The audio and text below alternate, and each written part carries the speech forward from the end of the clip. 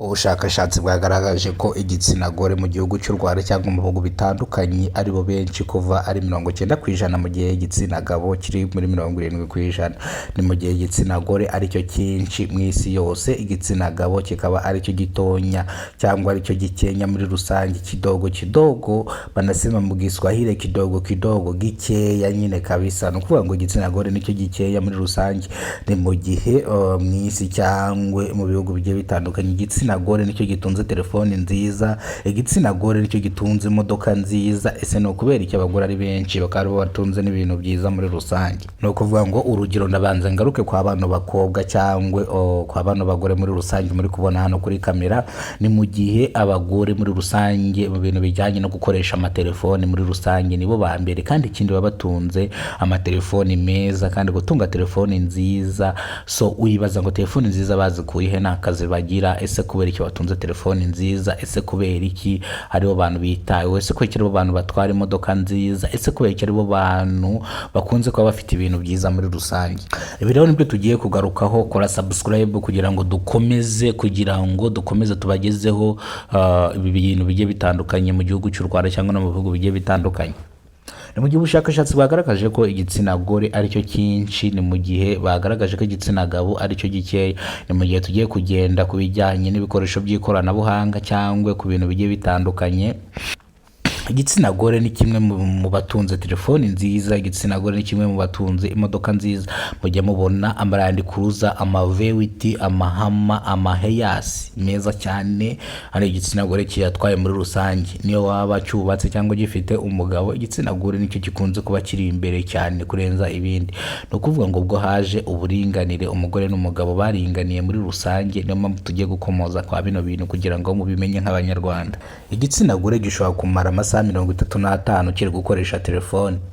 Impamvu mvuze ngo amasaha 35 igitsina gore cyamara kiri gukoresha telefone, nivuga amasaha 35 bahita mwumva ko ari umunsi n'igice. No kuvuga ngo impamvu igitsina gore gishobora kumara umunsi n'igice gikoresha telefone yacyo, igitsina gore nicyo kintu gitunze telefone ya danje kandi telefone itapfa gushiramo umuriro vuba. Urugero iPhone 15, iPhone 16. Ni mu gihe igitsina gore kiba kiri kwandikirana n'igitsina gabo. Ese impamvu igitsina gore kiguma kuri telefone cyane ni iki? Igitsina gore kiba gifite ingeri z'abahungu bari kucyandikira benshi bagiye batandukanye. Abagore muri rusange baba bafite abandi bagabo ku ruhande bari kwandikira nabo cyangwa bari gucata. Niyo mpamvu bamara amasaha menshi kuri telefone ukaba wamuvugisha nakumbe muri rusange. Urugero ndi umudespora, urundi rugero nawe uri umudespora, urundi rugero na mushuti wawe ni umudespora. Uri kwandikira wa mukobwa kuri telefoni yawe ariko ari kuri WhatsApp, uramushubije nawe murandikiranye, nawe ndaramwandikiranye. Umukobwa afite target mwese yuko umwe muri mwebwe ari bumukureho imodoka, undi akamukuraho telefoni, undi akamukuraho inzu. Ukuvuga ngo abakobwa ni abanyamibare mu rukundo rwabo. Umukobwa ntago yagukunda ukennye. Urugero nk'uno umukobwa ntago yagukunda ukennye muri rusange nta mafaranga ufite. Urabona ko nawe itoto ryiwe rikwereka yuko na telefone afite, dore afite iPhone 10 na kangahe. No kuvuga ngo nta kintu kindi yaba gukundira muri rusange nta mafaranga ufite. No kuvuga ngo impamvu amara amasanga nago kiri kuri telefone, mwese bari kubavugisha kandi mwese ababwira ibintu bimwe. Uzacunge andika SMS akayarya screenshot cyangwa ayikorera copy, yarangiza akayoherereza umwe, yarangiza akayoherereza undi. Noneho we wamwandikira akantu keza karyoshye, keza wumva kamuryoheye amatwi, ibi ntago nshaka kubyumva. Yarangiza nawe akahita afata ya SMS yawe akayitikorera copy akayihereza babahungu bakishima.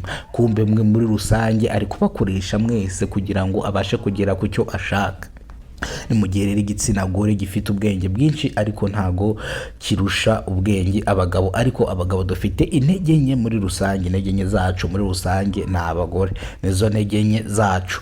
Intege nke z'abagabo ni abagore muri rusange, kuko umugabo ko yaba akomeye kose, waba uri umuyobozi bitandukanye, iyo ugeze mu rugo uba ugomba guca bugufi bakakubwira cyangwa ugategekwa. Hari n'abagabo tujya twumva ngo bariyecishwa hacishwa. Ni mu gihe rero ubushakashatsi bwakoze ko bwavuze ko igitsina gore aricyo kiyoboye ku isi muri rusange. Natwe tumaze kubibona ko igitsina gore nicyo kiyoboye.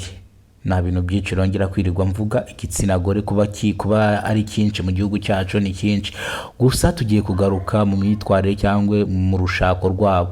Ni mu gihe umuntu azajya ashaka abagore barenze batatu kugira ngo abagore cyangwa abakobwa babashe gukwirwa n'abagabo. Ariko ni ukuvuga ngo igisubizo cy'abagore ntabwo bashaka abagabo benshi, koko abagabo bashaka guhura nabo ku munsi aba ari benshi.